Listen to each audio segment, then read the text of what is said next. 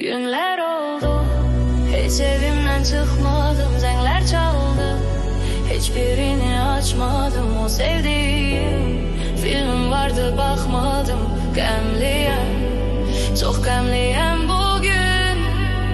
Daha senin şəklinə də baxmadım. Sildim, attım, təkcə birini saxladım. Gözlərimi ovucumla bağladım. Ağladım, gecə ağladım. Soruşdun mu necəsən bugün, necə keçir gün? Heç olub mu ürəyin dola, amma dil susar. Unuttun mu elə bir anda gələm ağlına? Heç olub mu yada düşənlər qala yanında? Soruşdun mu necəsən bugün, necə keçir gün? Heç oldu mu ürəyin dola, amma dil susar.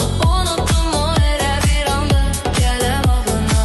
Heç olur mu yada düşənlər qala yanında?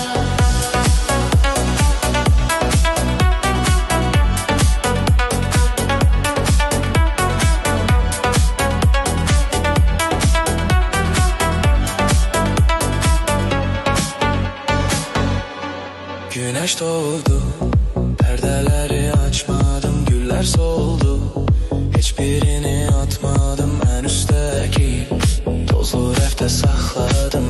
Ağladım, yine ağladım bugün. Sessiz gittin, görüşüne çatmadım. Qəhər boğdu, həmin gecə ağladım. Çox axtardım, heç özümü tapmadım. Yoruldum da yoruldum. Soruşdum necəsən bugün, necə keçir gün? Heç olub mu ürəyin dolu, amma dil susar. Unuttun mu elə bir anda gələm ağlına? Heç olub mu yada düşənlər qala yanında? Soruşdun mu necəsən bugün, necə keçir gün? Heç oldu mu